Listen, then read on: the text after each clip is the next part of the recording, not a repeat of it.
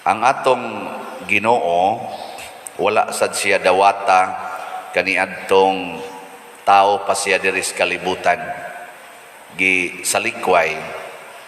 Pero sige silang pangutana og ikaw bagyod ang manluluwas. Yan ingos Jesus, ako naman mong gisultihan pero di man gyud mo motuo. Pero dunay nituo niya, small minority nga maoy gitawag niyag mga apostoles. Nakuhaan pa gani gitog usa nganlag Judas kay mibudhi man to niya. Pero para ni Kristo igo na nga naay 12 ka mga tao nga mituo sa iyang kausa sa pagluwas sa kalibutan. Lisod kayo no?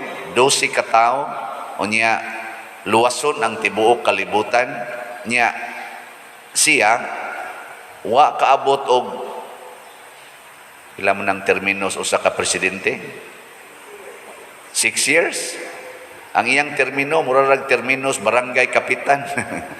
3 ka tuig ra gikan sa iyang pagsugod og sangyaw patay siya. Nitugot ra pod siya nga mamatay siya. Nabalaka ba siya nga kining maong kausa mawagtang? Wa gid siya mabalaka. Mao na nga sa atong unang pagbasa tin-aw kaayo nga ang iyang kausa ming kaylap nya gipanglutos pa gyud kanang gipangpatay gid sila ba nya ning kuan ning kaylap hangtod gyud nga niabot ngadto na gani gawas sa Jerusalem, gawas sa mga Hudiyo, niabot na sa mga pagano og didto sa yuta nga dili na sentro sa ilang evangelization didto sa Antioquia, didto unang gitawag ang mga sumusunod ni Kristo nga mga Christians. Nya kita ato nang gi-translate sa ato ng pangalan Katoliko.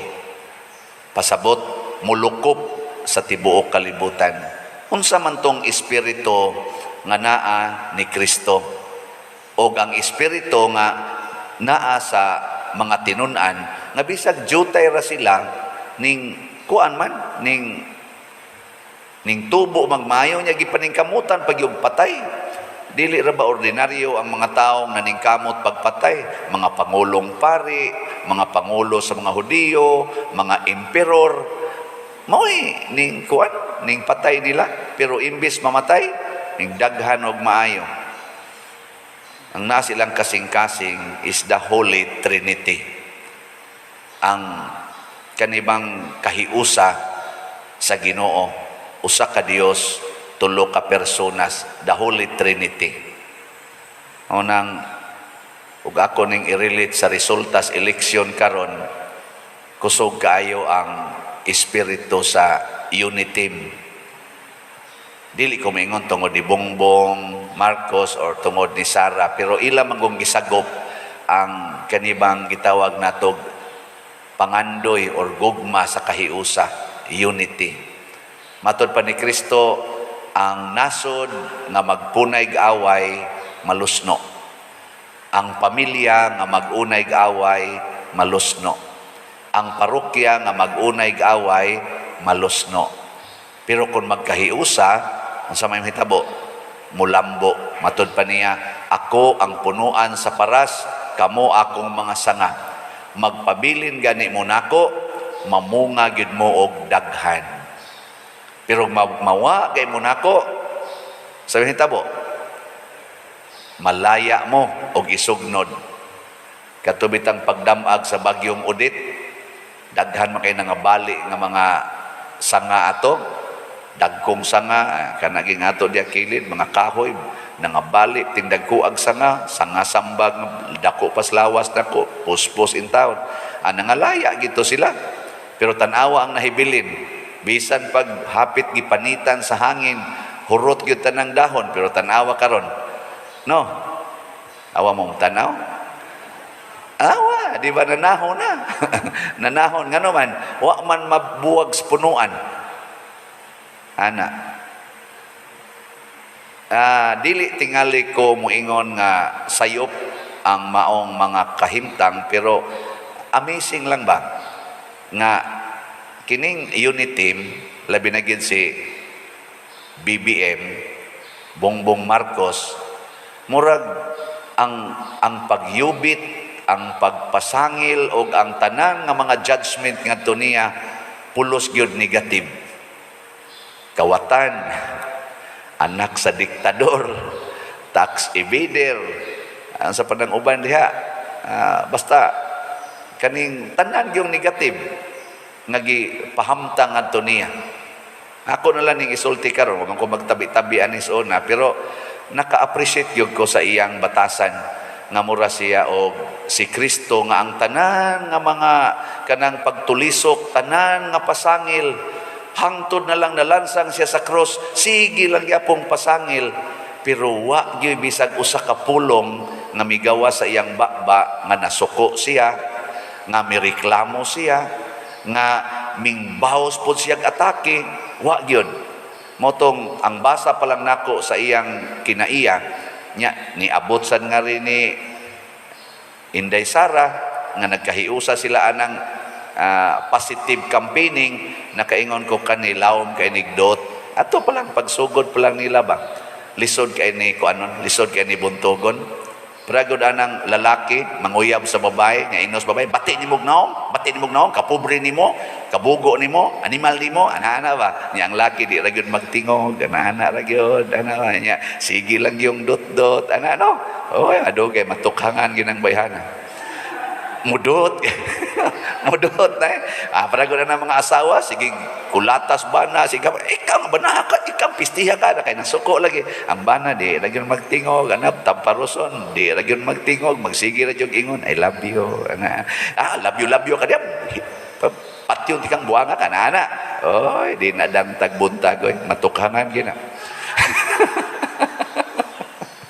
ngano man tungod kay musud lagi ang espiritu. Di na ni magkinahanglan og Katoliko baka, Kristiyano baka, Islam baka, or unsay imong relihiyon. Kay ang Ginoo man sa tanang katawhan. Kung dad-o nato ang iyang espiritu, the spirit of the Holy Trinity, oneness of one God with three persons, kana porti ginang nindota. Ma-apply gini sa tanan atong mga sa tanan sa business, tanawan ng business establishment ug kuanay ta diha, magka away-away na mga board of directors or mag-away-away ang mga managers, lusno ginang imong business pero magkahiusa o saray kausa mulambo gina. Ug mao na ang misyon nato. Nya kumusta mamoron sa inyong pamilya? Nagkahiusa mo? Di ra ba mo parehag partido atong pag kanaganing before sa election? Hinaot unta nga karon mo concede na. Makiglamano na. Doon na ra ba ko'y nahibaw ang pipila ka mga banag asawa nga nagbuwag og higda kay dili sila pareha og partido. Maglalis man sila, buwag la sa kuno. Ambot og nagbalik na baron sila ka. Og nakita nako karon akong gitan-aw sa news mao ni ang sugod atong 2016 ba to 2012 hangtod karon mao ni siya kinadak-an og percentage sa nibutar nga mga kuan ba mga voting ba niabot tag 65 million. Ang pinakataas nato 61 million man to panahon ni Duterte, karon kuan ron 65 million kuno ang nibutar. Nya nakita nako pagbutar nako ba nga itang hapsay naa ang kalinaw. Wa tibok Pilipinas aduna lang to murag pinatyanay duha ra ka buk patay. Nag-away lang tungod atong sa den VCM nga nasayop unya nagsige nagpinasan ng linay hangtod na sangko sa away pero dili gyud ingon nga kana bitang gubot ana generally malinawon, malampuson dinhi og sa abroad. Kini usa ni ka indicator nga ang Ginoo nanalangin kanato. Yes, naagya po ni mga negative nga mga hunahuna. Pero mulaom ta nga ang atong kahuyang nga tawhanon basta mo higugma lang tas panaghiusa, mo higugma ta sa atong isig ka tao, labi na isig ka Pilipino, masulbad ang tanang problema. Muna iampo nato ang mga nidaog nga unta mahigugma sa mga nangapildi. Iampo na ha, niya tudluis sila damoy kaila, higugmaa ang napildi, ayaw daog-daoga. Naraba sa uban, maingon, kining barangaya, wa ko kadaog din wa na gyud mo roy tubig. Ayaw, kay muhubas sa dang imong tubig, og di na ka makighiusa, muhubas po ka. Dunay usa ka politisyan nga akong kaila, nga ang iyang style, pagdaog diya sa eleksyon, kadtong mga lugar nga wa siya kadaog, mo'y giuna niyag hatag og project. Pagsunod eleksyon, landslide. wa naman siya kontra, kay matod pa niyan, tagaan ko ning akong suodaan, okay naman na. Pero kadtong wa nako, di nako suod, akong unahog tabang, mo suporta na to. Mo sa mo kay init dire. Pero ana bang style ba? Ang nidaog mahigugmas mga nangapildi. Ang napildi sad higugmaa ang nakadaog. Unsaon man paghigugma ang nakadaog, atong respetuhan. Tabangan nato pagtan-aw unsay maayong buhaton para sa atong katilingban. Ang atong buhaton is gitawag din nato siya og active participation. Kana bang kamautang mo check and balance sa ilang performance, pero dili aron dauton sila, kung dili aron atong ipakita unsay posibleng wa nila makit-i para sa kaayuhan. Pero kung sa imong bana o sa imong asawa, og nahigugma ang bana sa asawa unsa may buhaton, tutukan na niyang naong sa iyang asawa, niya iniday lakaw, mingon siya, day, ayaw usa. Siya nga naman, murag wa mag-angay ang badli sa imong kilay. Ana, di man to makita sa asawa, ang bana nga nahigugma makakita ato. Pero wa niya ina hibat man ang imong badli, so makasuko man na. Time sa day, murag wa man ni mag-angay sa ako itsik, pag-check na sa tanawan sa bitaw no man di taas-taas man ni pagkabadli sa pikas. Imo nang angayon, ikaagay sa kan na, gwapa na ka, kisbe. Ana day. Di ba? Mura sa kugbana no. Di imagination na ako kamo sa no. Pero magsinawayay mo, ana, lisod kayo. Mananglitan ron imong bana, hubog, porting hubuga, di nahapit ka klarog lakaw, unsa may imong isulti niya, magyaw-yaw ka, mayingon ka, ikaw, patuyang kag inom, yawa ka. Ayaw, magmaoy no na, mga buak no na tanan imong kanda. Ang imong buhaton, kay magwarawara naman na siya, kay di naman nakatarong og lakaw, imong tabangan.